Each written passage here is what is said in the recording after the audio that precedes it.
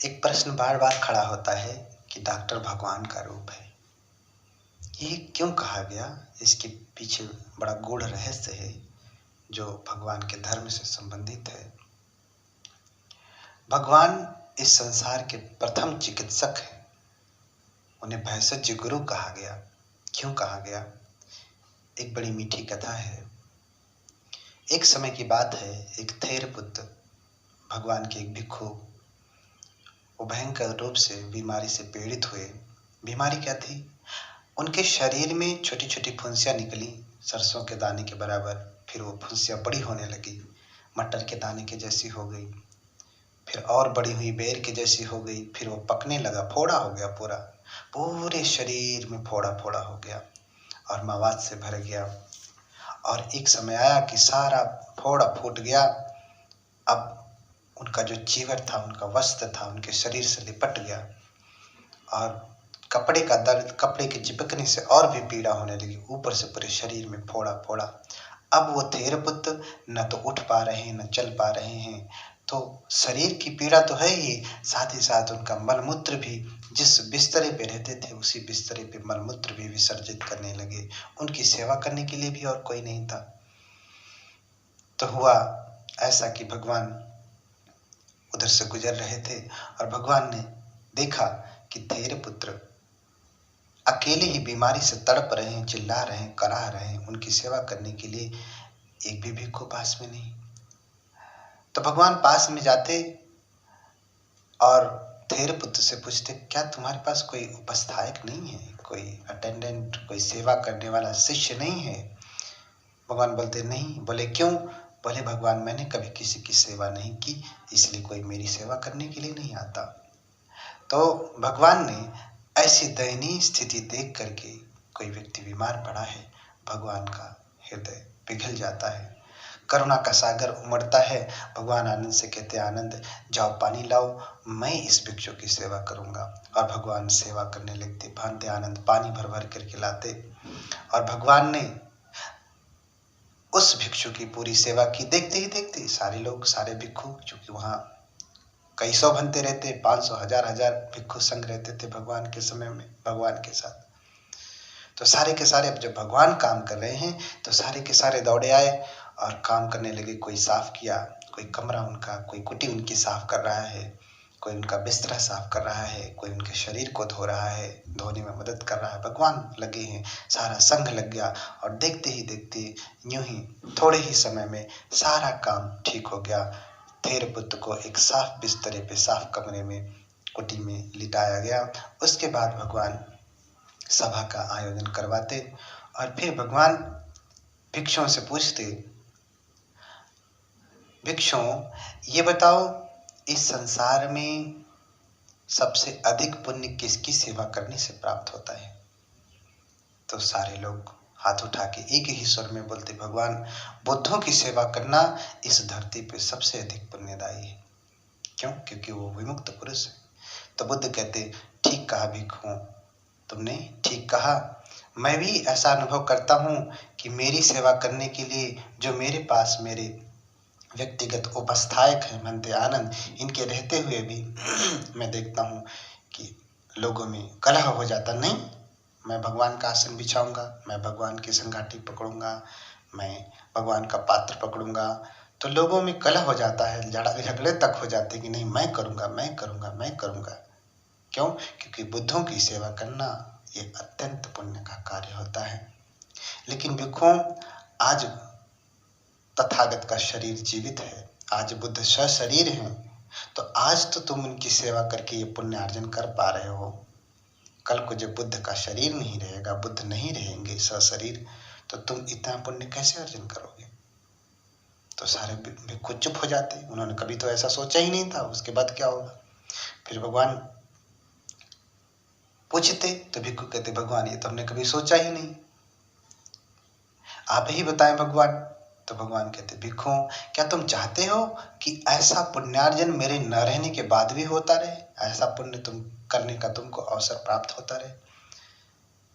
तो सारे भिक्षु एक स्वर में कहते, हाँ भगवान, बताएं भगवान, यही उचित समय है, आप बताएं। तो भगवान कहते, भिक्षुओं एक व्यक्ति ऐसा है जिसकी सेवा करने से भगवान की सेवा करने जितना पुण्य प्राप्त होता है। कौन सा व्यक्ति? रोगी व्यक्ति। भगवान ने कहा यो गिलानं उपट्ठपेति सो मम उपट्ठपेति। जो रोगियों की सेवा करता है वो बुद्धों की सेवा करता है, वो भगवान की सेवा करता है। इसलिए तभी से ये बात प्रसिद्ध हो गई कि जो रोगियों की सेवा करता है वो बुद्ध की सेवा करता है। इस संसार में भगवान वही होता है जो रोगियों की सेवा करे। तो ये प्रथा आज भी है। लोग भले भगवान के धर्म को भूल गए, भगवान को भूल गए, लेकिन जो संस्कृति थी, संस्कृति का जो थोड़ा बहुत प्रभाव था, कुछ बातें थी, वो आज भी जनमानस में वैसी ही बनी रही कि जो रोगियों की सेवा करता है वो बुद्धों की सेवा करता है। क्यों? क्योंकि कोई भगवान ही रोगियों की सेवा कर सकता है। तो आज हर कोई डॉक्टर, आजकल तो सब कुछ प्रोफेशनल हो चुका है। आजकल सब कुछ प्रोफेशनल हो चुका है। कोई डॉक्टर भी बनता है तो किस लिए बनता है? कि उसे पैसा कमाना है, धन कमाना है। इसलिए नहीं बनता कि जो है उसे धन नहीं कमाना है। सारे जितने चिकित्सक हैं सबका एक ही उद्देश्य, अगर कोई MBBS, MD, MS बन रहा है तो एक ही कारण है कि उसे धन कमाना है और कुछ नहीं। जबकि ये उद्देश्य नहीं होता, ये जीवन का उद्देश्य नहीं। और डॉक्टर का तो बिल्कुल उद्देश्य नहीं होता। क्यों? क्योंकि डॉक्टर को भगवान कह दिया गया। क्यों? क्योंकि वो रोगियों की सेवा करता है। डॉक्टर अगर वो रोगियों की सेवा न करे तो वो भगवान नहीं कहलाएगा। तो आज जिस भावना से डॉक्टर लोग सेवा करते हैं वो भावना बिल्कुल मैली हो चुकी है।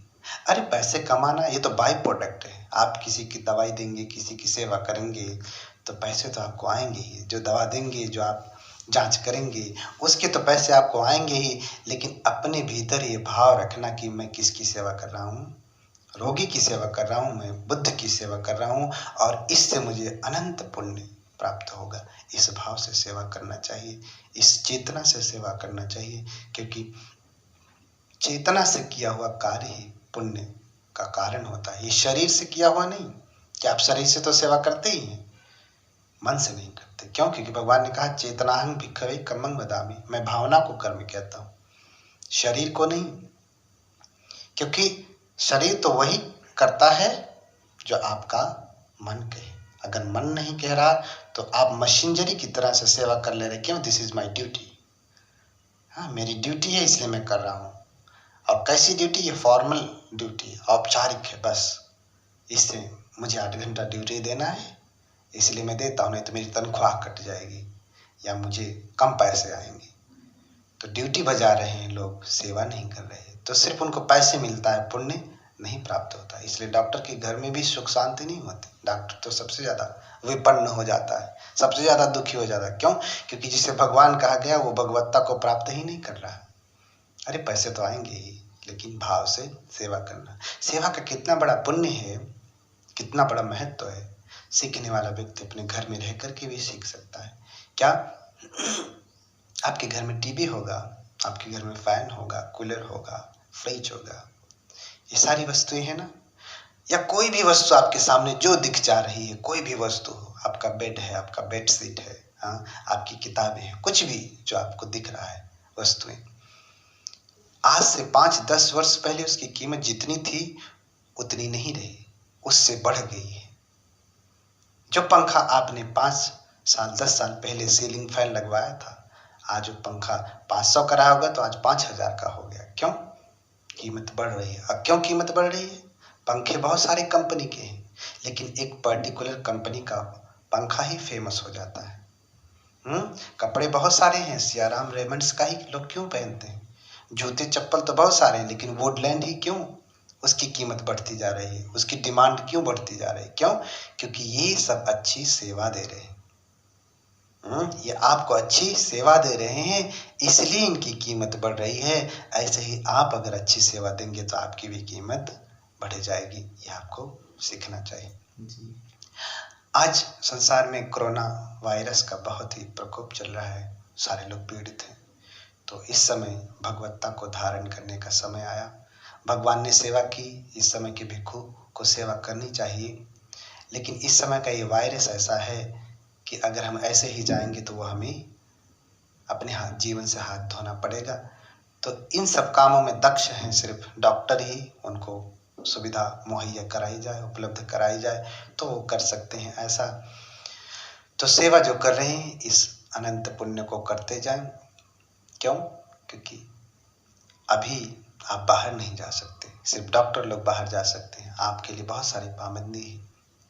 तो इस समय संसार को बचाने का एक ही नियम है, एक ही बात है कि आप अपनी रक्षा करें तो दूसरों की रक्षा होगी। आप घर में रहें, स्टे एट होम, घर में रहें, ये सेवा करने का सबसे बड़ा जो है काम होगा। क्यों? क्योंकि भगवान क्या एक बहुत पुराना पद है, अत्तानंग रक्षन्तो परंग रक्षति, परंग रक्षन्तो अत्तानंग रक्षति। जो अपनी रक्षा करता है वो दूसरों की रक्षा करता है, और जो दूसरों की रक्षा करता है वो अपनी रक्षा करता है। कितनी अच्छी बात कही भगवान ने। ये बिल्कुल आज के इस समय में ये बात बहुत ही सही साबित हो रही है। क्यों? क्योंकि अत्तानंग रखन, तो अगर हम अपनी रक्षा करेंगे, हम अपने आप को कोरोना वायरस से बचाएंगे, तो हमारे साथ रहने वाले हमारे माता पिता, भाई बंधु, ज्ञाति बंधु, जितने सारे लोग हैं वो सारे लोग वायरस से बचे रहेंगे। समझ रहे हैं कि नहीं? अगर हम सारे लोगों को बचाएंगे, दूसरों को बचाएंगे, अपने परिवार वालों को बचाएंगे, पास पड़ोस वालों को बचाएंगे, अगर ये सारे लोगों को कोरोना वायरस नहीं होगा तो हमारे दूसरों की रक्षा करेंगे तो हमारी रक्षा अपने आप होगी, क्योंकि किसी को नहीं है तो मुझे कहाँ से होगा। तो ये जो है एक ही सिक्के के दो पहलू, हम अपनी रक्षा करेंगे तो दूसरों की रक्षा होगी, दूसरों की रक्षा करेंगे तो अपनी रक्षा होगी।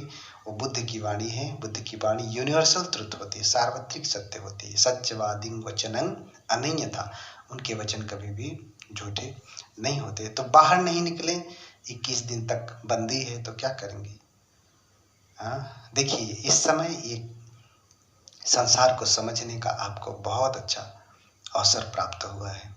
कोई भी परिस्थिति, कोई भी मुसीबत हमारे सामने आती है तो हमें एक सबक सिखाने के लिए आती है, लेकिन सबक वही सीख पाता है जो सीखना चाहता है, और जो अज्ञानी है वो तो तड़पता, अरे मुझे ऐसा हो गया, वैसा हो गया, बड़ा दुख आ गया। नहीं, अब सीखिए ना। आपने इतना बढ़िया हवेली बनवाई, इतने बढ़िया बढ़िया कमरे बनवाए, जरा 21 दिन उन्हीं कमरों में रह के देखो। किस लिए बनवाए? अपने सुख के लिए ना। देखो क्या ये सुख का साधन है? नहीं, ये सुख का साधन नहीं है। उसी हवेली में रहो 10 दिन के लिए, 21 दिन के लिए, समझ में आ जाएगा कितना सुख का।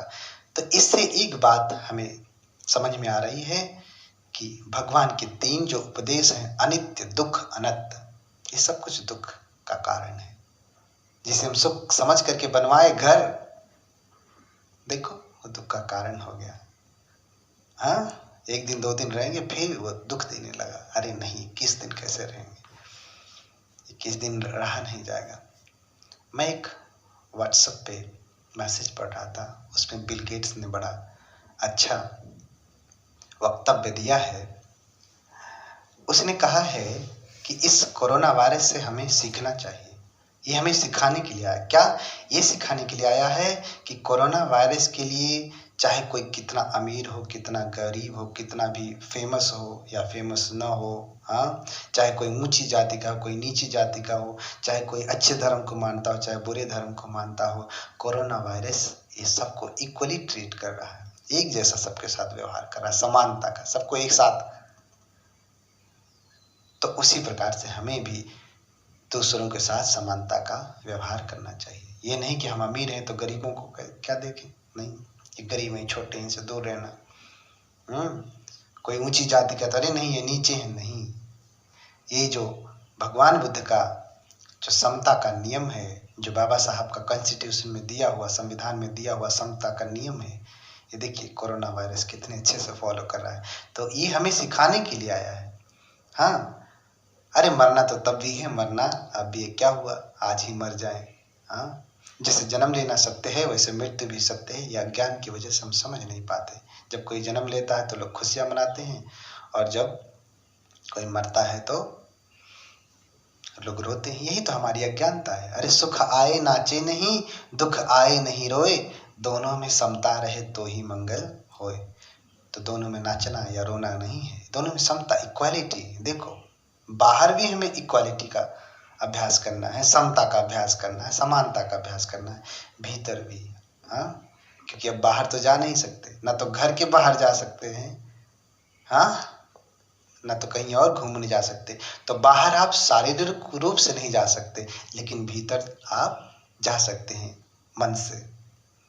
एक और मैसेज पढ़ रहा था कि if you can't go outside, go inside.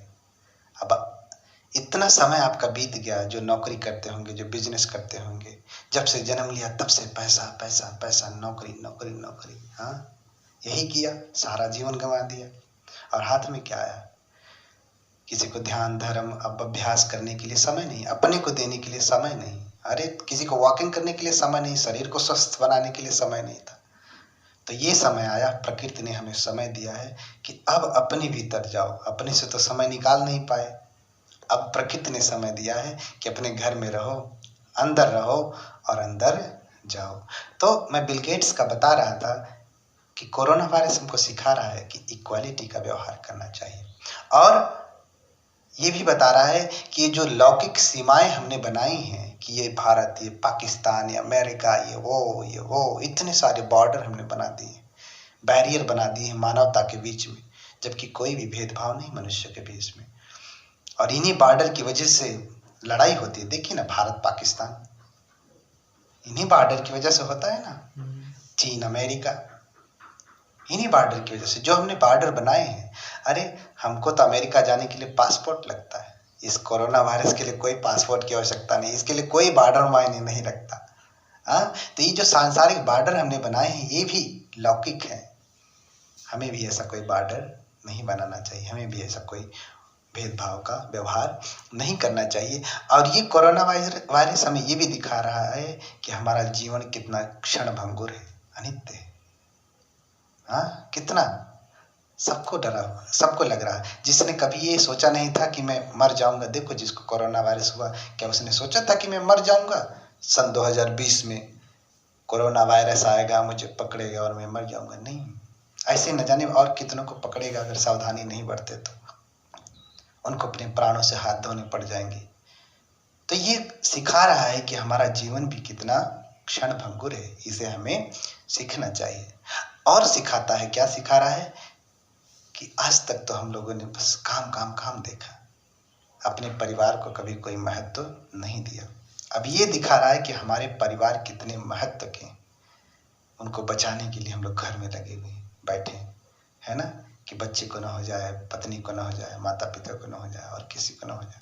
ये दिखा रहा है कि हमारे लिए हमारे परिवार कितने महत्वपूर्ण है। और ये सबसे बड़ी बात ये दिखा रहा है कि हमारा वास्तविक जॉब क्या है, हमारा वास्तविक कार्य क्या है। ड्यूटी पे जाना, हाँ, डॉक्टर बनना, इंजीनियर बनना, प्रोफेसर बनना, ये बनना, वो बनना, बहुत सारी डिग्री लेना, हाँ, मैनेजमेंट करना, ये करना, नहीं, ये हमारा वास्तविक कार्य नहीं है। क्यों? क्योंकि जिसने जिसने भी किया सारे लोग देख ही रहे, सबको जाना है, एक दिन सबको जाना है। वास्तविक कार्य हमारा क्या है कि हम एक दूसरे के साथ कितना मित्रवत व्यवहार कर पा रहे हैं। देखिए ना, सारे लोग डरे हुए हैं, अब अपने घर में अपने लोगों के साथ हैं तो कितने प्रेम से रह रहे हैं, कोई खटपट नहीं होती होगी, कोई झगड़ा नहीं होता होगा, या होता रहा होगा तो कम हो गया होगा। क्यों? क्योंकि ये सिखा रहा है अब तो मर हो सकता है कि हमको फैल जाए, इनको फैल जाए। तो अब जो लोग घरों में रह रहे होंगे वो कितने प्रेम से रह रहे होंगे। ये हमें सिखा रहा है कि हमारा वास्तविक कार्य क्या है। जैसे भगवान ने उपदेश दिया, माता पितु उपट्ठानम पुत्र दारस्य संगहो, माता पिता की सेवा करना और जो पुत्र स्त्री और भी लोग हैं उनका संग्रह करना, उनको जोड़ करके रखना, उनको सुरक्षित रखना। ये सारी चीजें हमें वायरस हमें सिखा रहा है। तो कोई भी परिस्थिति हमें आ रही है, हमारे सामने आ रही है, उससे घबराना नहीं। ये सब कुछ सीख देने के लिए होती है। मौत भी हमें सिखाने के लिए आती है, लेकिन हम सीखते का। पड़ोसी में कोई मरता है तो जब हम मरघट पे जाते हैं, शमशान में जाते हैं, तब तक बड़ा नित्य भाव जगता है, अरे एवं धम्मो मम काय, यही मेरे भी शरीर का धर्म है, एक दिन मैं भी मर जाऊंगा। अरे छोड़ो, अब मैं भी ये सब नहीं करूंगा, अब मैं भाव भजन करूंगा, मैं ध्यान धर्म करूंगा, कुछ तो करूंगा। क्योंकि मुझे भी एक दिन ऐसे ही मर जाना है, मेरे साथ क्या जाएगा। तो बड़ा वैराग्य जगता है, कब तक? जब तक वो मरघट में, शमशान में रहता है। और जैसे ही बाहर आया फिर इसी में व्यस्त, भूल गया, सब भूल गया। तो ये सारी परिस्थिति हमें सिखा रही है, हमें इससे सीखना चाहिए, घबराना नहीं चाहिए। जितने भी लोग हैं सावधानी के साथ अपना जीवन बिताएं, कोई बाहर न जाए, अंदर रहे। भगवान का एक पद याद रखें, अत्तानं रक्षन्तो परं रक्षति, परं रक्षन्तो अत्तानं रक्षति, है ना। अपनी रक्षा करेंगे तो दूसरों की रक्षा होगी, और दूसरों की रक्षा करेंगे तो अपनी रक्षा होगी। तो दूसरों की रक्षा कैसे करेंगे? अपनी रक्षा करनी पड़ेगी ना। तो यही सबसे अच्छा तरीका है कि घरों में रहें, जो है साफ सफाई से रहें, ज़्यादा बाहर ना निकलें क्योंकि वायरस फैल सकता है। और एक बात आपको ध्यान रखनी चाहिए कि जो धन से समर्थ हैं वो आपके आस पड़ोस में, चूँकि कोरोना वायरस से तो लोग कम मरेंगे, भूख से, गरीबी से, जो एक दिन के काम करके कमाते थे, जो मजदूरी करते थे, जो ऑटो रिक्शा चलाते थे, और भी छोटे छोटे काम जो है प्रतिदिन कमा के खाने वाले लोग थे, उनके घर में तो भोजन की समस्या होगी, हाँ, दवाओं की समस्या होगी। तो अगर आप धन से संपन्न हैं तो अपने पास पड़ोस वालों को भी सहायता करें, धन से सहायता करें, भोजन से सहायता करें, अनाज दे करके सहायता करें, या जैसे भी आप सहायता, अपने आप को सुरक्षित रखते हुए जैसे भी आप सहायता कर सकते हैं वो सहायता करें। क्यों? क्योंकि यही सेवा है, और सेवा करेंगे तो कीमत बढ़ जाएगी। अरे पंखे की, टीवी की, अलमारी की, कूलर की कीमत बढ़ती है, आपकी कीमत नहीं बढ़ेगी? बढ़ेगी ना। और उसी की कीमत बढ़ती है जो अच्छी सेवा देता है। सारे पंखे की, सारे टीवी की, सारे कूलर की कीमत नहीं बढ़ती, और डिमांड नहीं बढ़ती, सप्लाई नहीं बढ़ती, उसी की कीमत बढ़ती है जो अच्छी सेवा देता है। इन्हीं सब बातों के साथ मैं अपनी वाणी को विराम दूंगा। और हम लोग और क्या कर सकते हैं? प्रार्थना ही कर सकते हैं। क्यों? क्योंकि अभी इटली के प्रधानमंत्री का मैंने संदेश पढ़ा। उसने कहा कि मुझे जो सामर्थ्य लगाना था, जो प्रयास करना था, मैंने सारी सुविधा, सारा प्रयास दे करके देख लिया। अब अगर हमें कोई बचा सकता है तो भगवान ही बचा सकता है। तो हमारे धर्म में तो भगवान मनुष्य को ही, जो ज्ञान की ऊंचाई तक पहुंचे, उसे भगवान कहते हैं। तो हम लोग यहाँ पे रह करके प्रार्थना ही कर सकते हैं कि सारे लोग सुखी हों। भैषज गुरु से, अर्थात भगवान बुद्ध से प्रार्थना कर सकते हैं। देखिए, भगवान बुद्ध भैषज गुरु के रूप में चीन में, जापान में, ताइवान में, कोरिया में, सारे देशों में पूजे जाते हैं। अब आप कहेंगे तो कोरोना वायरस भी चीन का है। चीन बेसिकली कम्युनिस्ट है, वहाँ बौद्धों की संख्या बहुत कम है। और गया गुजरा बौद्ध भी कभी ऐसी कोई हरकत नहीं करेगा जो है जिससे कोई किसी को नुकसान पहुँचे, हानि पहुँचे। तो उसी वैश्य गुरु से, उसी भगवान से हम लोग प्रार्थना करें कि सारे लोग सुखी हों। भगवान की गाथा से करेंगे। सब्बे सत्ता सुखी होन्तु, सब्बे होन्तु चखिमिनो, सब्बे भद्राणि पश्यन्तु, मा किञ्चित् दुःखमागमम्। सब्बे सत्ता सुखी होन्तु, सब्बे होन्तु चखिमिनो, सब्बे भद्राणि पश्यन्तु, मा किञ्चित् दुःखमागमम्। सब्बे सत्ता सुखी होन्तु, सब्बे होन्तु चखिमिनो, सब्बे भद्राणि पश्यन्तु, मा किञ्चित् दुःखमागमम्। साधु साधु साधु।